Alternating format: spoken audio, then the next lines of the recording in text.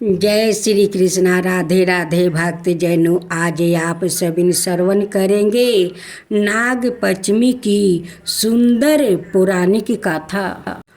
प्राचीन समय की बात है। एक गांव में एक किसान अपने परिवार के साथ रहता था। वो बड़ा ही धार्मिक और सच्चा इंसान था। परंतु उसके खेत में नागों का एक पुराना बिल था, जिसे वो अनजाने में हल चलाते समय वो नष्ट कर बैठा। बिल टूटते ही उसमें रहने वाले नाग मारे गए। केवल एक छोटा नाग बचा, जो उस समय बिल के बाहर था। छोटा नाग अपने माता पिता और भाइयों की मृत्यु का कारण जानकर बहुत क्रोध हुआ। उसने बदला लेने का निश्चय किया।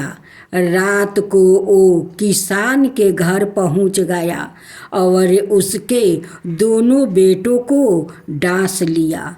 जब सुबह किसान ने यह देखा तो वो बहुत दुखी हुआ और रोने लगा। उसी रात नाग फिर आया, परंतु किसान की बहू ने उसे देखा। बहू बहुत साहसी और ज्ञानी थी। उसने नाग को प्रणाम किया और उससे विनती की, हे नाग देवता, कृपया मुझे क्षमा करे। मेरे ससुर से अनजाने में गलती हुआ है। अगर आपके परिवार के लिए कुछ कर सकूं तो कहिए। नाग का हृदय पिघल गया। उसने कहा, तुम्हारा प्रेम, श्रद्धा और विनम्रता देखकर मैं प्रसन्न हूँ। मैं तुम्हारे देवरों को जीवन दान देता हूँ।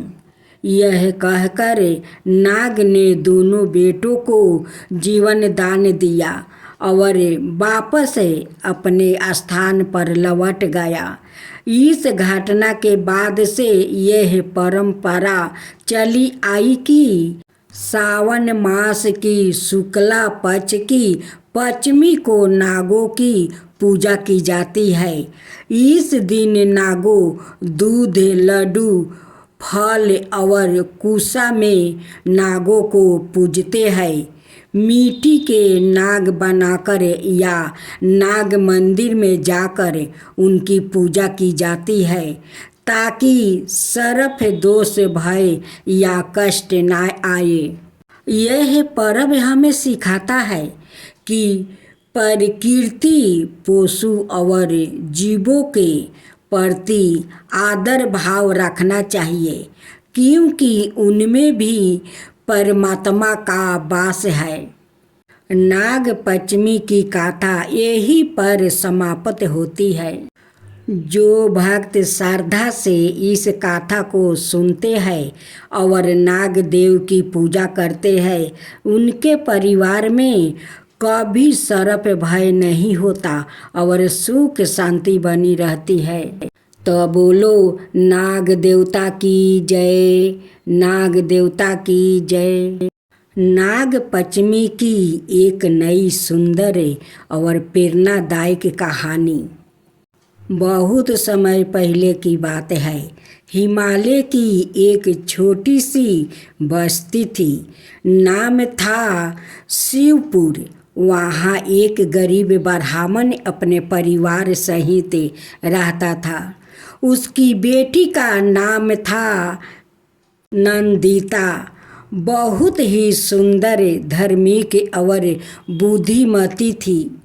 नंदिता रोज सुबह उठकर नदी से पानी भरती, तुलसी को जल देती और गांव के पीपल के पेड़ के पास पानी नाग देवता की छोटी सी प्रतिमा को दूध चढ़ाया करती। वो सच्चे मन से प्रार्थना करती थी, हे नागदेव, जैसे आप पृथ्वी के गर्भ में सब कुछ संभालते हैं, वैसा ही हमारे जीवन में भी रक्षा करना। एक दिन गांव में भयंकर सूखा पड़ा, खेत सूख गया, कुएं खाली हो गया, लोग परेशान हो उठे। गांव के पंडितों ने बताया कि गांव के पास की पुरानी गुफा में शेष नाग वास करते हैं और वो रूठ हो गए हैं। उन्हें प्रसन्न करना होगा। गांव के लोग डर गया, कोई गुफा में जाने को तैयार नहीं था, लेकिन नंदिता ने साहस किया। उसने व्रत रखा, नाग पंचमी का उपवास किया और दूध फूल और दीपक लेकर गुफा में चली गई। गुफा में प्रवेश करते ही अद्भुत प्रकाश फैला।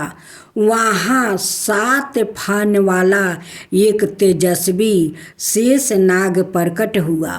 वो बोले, बेटी, तेरी श्रद्धा और साहस ने मुझे प्रसन्न किया है।